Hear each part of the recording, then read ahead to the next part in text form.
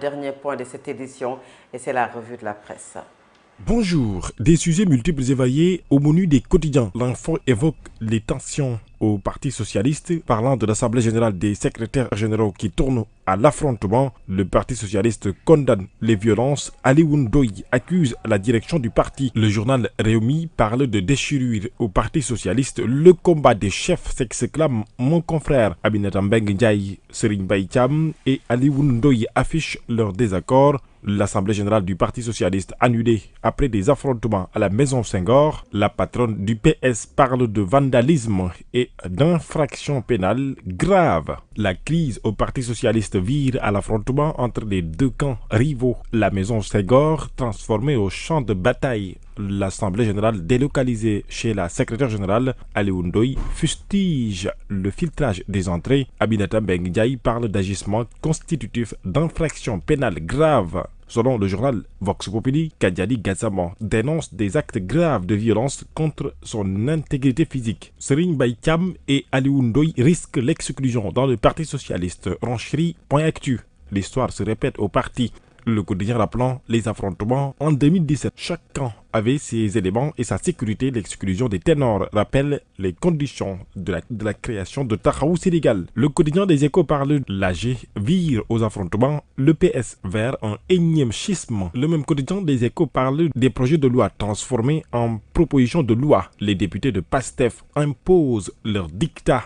Titre: mes confrères, un constitutionnaliste déchire la décision des députés de PASTEF. Doudouad indexe l'instrumentalisation des institutions. Abdoumbo, quant à lui, député à l'Assemblée nationale, dénonce un coup de force inadmissible. Mimi Touré raille les députés de la majorité. Parlant de la révision constitutionnelle, l'APR exige un référendum pour approbation directe du peuple sénégalais souverain, informe Vox Populi. La proposition de loi n'a fait l'objet d'aucune concertation préalable avec les forces vives, en totale contraction avec l'esprit d'une réforme constitutionnelle censée refonder le pacte républicain. L'APR exige un référendum évoquant que la Constitution n'appartient ni au gouvernement, ni à une majorité parlementaire, ni à une coalition politique. Elle appartient au peuple sénégalais. Le journal La Tribune parle du FMI, dont une mission est attendue au Sénégal incessamment. Surendettement aggravé au Sénégal, le FMI, face à sa part de culpabilité historique,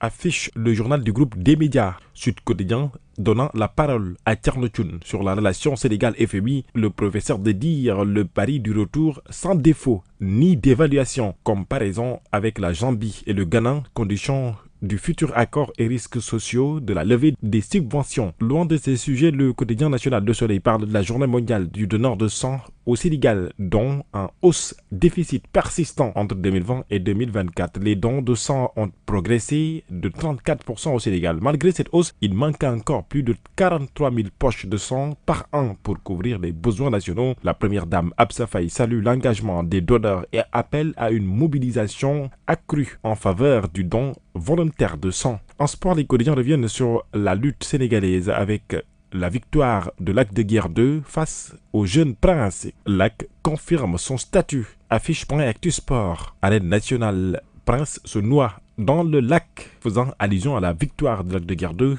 sur Prince. Lutte avec frappe. Lac de Guiers 2 terrasse Prince, selon le journal Réumi Sport. C'est tout pour vos quotidiens. Merci, bonne lecture et bon début de semaine. Merci beaucoup Al-Amin Senghor. C'est la fin également de la première partie de cette matinale. La seconde partie, c'est dans une poignée de secondes. Je serai en compagnie d'Elhadji Mansour Diop, d'Al-Amin Senghor pour commenter l'actualité du jour. Restez scotchés sur Solo Média, la force d'un groupe, la clarté d'une vision. Merci à tous d'avoir suivi. À tout à l'heure.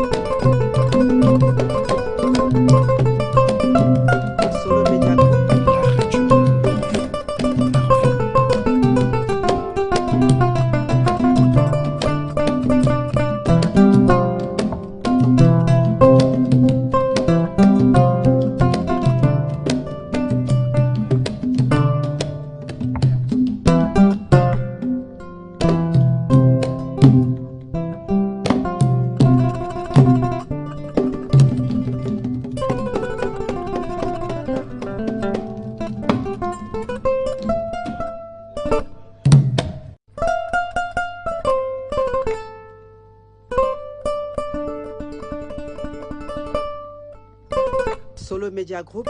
La radio pour vous, par vous.